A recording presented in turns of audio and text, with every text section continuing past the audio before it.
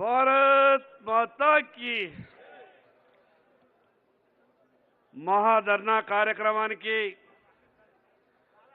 హాజరైనటువంటి పెద్దలు రాష్ట్ర పార్టీ అధ్యక్షులు రామచంద్రరావు గారికి ఈ యొక్క ధర్నా కార్యక్రమానికి హాజరైనటువంటి ముఖ్య అతిథి పెద్దలు కేంద్ర మంత్రివర్యులు కిషన్ రెడ్డి గారికి ఓబీసీ మోర్చా జాతీయ అధ్యక్షులు పెద్దలు డాక్టర్ లక్ష్మణ్ గారికి జాతీయ భారతీయ జనతా పార్టీ ఉపాధ్యక్షులు అరుణక్క గారికి సహచర శాసన సభ్యులకు సహచర శాసన మండలి సభ్యులకు రాష్ట్ర పార్టీ నాయకులకు ఈ యొక్క ధర్నా కార్యక్రమానికి విచ్చేసినటువంటి భారతీయ జనతా పార్టీ సహచర కార్యకర్తలకు పత్రికా మిత్రులకు అందరికీ పేరు పేరున నా యొక్క నమస్కారాలు.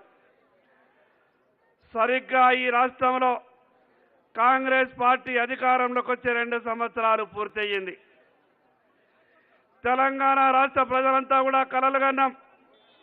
మన తెలంగాణ మనకొస్తే ఇక్కడ కష్టాలు ఉండవని, ఇక్కడి సమస్యలన్నీ కూడా పరిష్కారం అవుతాయని ఆ రోజు ప్రాణాలు పణంగా పెట్టి ఉద్యమంలో పాల్గొని తెలంగాణ రాష్ట్రాన్ని మనం సాధించుకున్నాం.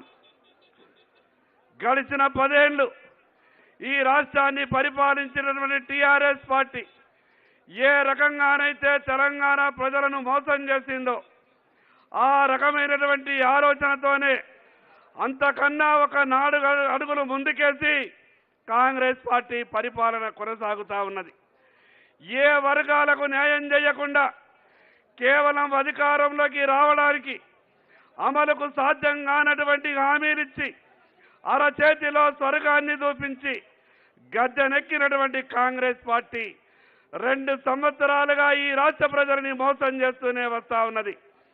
మళ్ళీ ఇప్పుడు కూడా ఈ 2 సంవత్సరాలలో కాంగ్రెస్ పార్టీ ఏం చేసిందని చెప్పేటటువంటి ప్రయత్నం మాత్రం చేయదు. అనేక రకాలుగా ఏ రకంగా సంపాదించాలా, ఏ రకంగా స్కాములు చేయాలా, లక్షల కోట్ల రూపాయలు ఏ స్కాములు చేస్తే వస్తాయో ఆ రకమైనటువంటి ఆలోచనలు చేస్తున్నారు తప్పితే ఎన్నికల సమయంలో ఇచ్చినటువంటి ఏ ఒక్క హామీని కూడా కాంగ్రెస్ పార్టీ నిలబెట్టుకునేటటువంటి పరిస్థితుల్లో లేదు. ఒక పక్క మిగులు బడ్జెట్తో వచ్చినటువంటి ఈ తెలంగాణ రాష్ట్రాన్ని 10 ఏళ్లు పాలించినటువంటి టీఆర్ఎస్ పార్టీ అప్పుల ఊబిలో కూరుకుపోయే విధంగా చేసి గద్దె దిగితే మేమేం తక్కువ తిన్నామా అన్నట్టు కాంగ్రెస్ పార్టీ టీఆర్ఎస్ పార్టీని మించి అప్పులు చేసి ఈ రాష్ట్రాన్ని అప్రపాలు చేసేటటువంటి ఘనత ఈరోజు టీఆర్ఎస్ కాంగ్రెస్ 2 రాజకీయ పార్టీలకు మాత్రమే దక్కింది. చాలా గొప్పగా మాట్లాడిండు ఈ రాష్ట్ర ముఖ్యమంత్రి రేవంత్ రెడ్డి గారు. నన్ను ఒక బీసీ బిడ్డ అనుకోండి, గౌడ్ల సమావేశానికి వెళ్తే నన్ను రేవంత్ గౌడ్ అనుకోండి, ఏ సమావేశానికి వెళ్తే కూడా ఆ సమావేశంలో నేను మీ బిడ్డని అని మాట్లాడిండు. 42% అమలు చేసే బాధ్యత నాది అని అన్నాడు. అమలు చేయకుంటే ఈ కుర్చీ నాకెందుకు అన్నాడు. ఏమయ్యిందో తెలియదు. నేను అడిగిన శాసనసభ సమావేశంలో చర్చ సందర్భంగా 42% అమలు చేస్తామని గొప్పగా చెప్తున్నారు కదా, కేవలం బీసీలని ఆశల పల్లకిలో ఊరేగించే విధంగా ఈ అసెంబ్లీలో చర్చ మాత్రమే పెట్టి నెపం మిగతా వాళ్ళ మీద పెట్టి మీరు తప్పించుకునే ప్రయత్నం చేస్తారు. ఆ రకంగా చేస్తే ఈ రాష్ట్రంలో ఉన్నటువంటి బీసీలు మిమ్మల్ని క్షమించరు అని అంటే లేదు లేదు అమలు చేసే బాధ్యత మాది అన్నారు.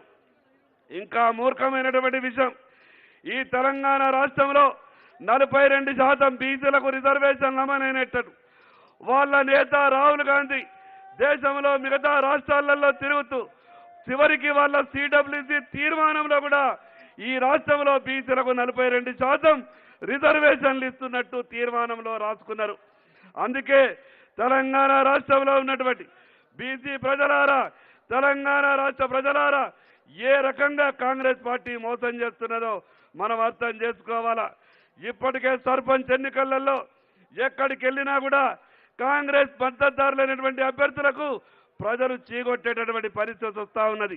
ఏది ఏమైనా ఎట్టి పరిస్థితులలో మోసం చేస్తున్నటువంటి ఈ కాంగ్రెస్ పార్టీ నైజాన్ని ఎప్పటికప్పుడు ప్రజలకు తెలియజెప్పాల్సినటువంటి అవసరం ఉందని మరొక్కసారి మీ అందరికీ పేరు పేరున ప్రత్యేకంగా ధన్యవాదాలు తెలియజేస్తూ సెలవు తీసుకుంటున్నా. భారత్ మాతా కీ. ధన్యవాదాలు అన్నగారు. అదేవిధంగా రాజ్యసభ సభ్యులు ఓబీసీ మోర్చా జాతీయ అధ్యక్షులు గౌరవనీయులు డాక్టర్ కె లక్ష్మణన్న గారిని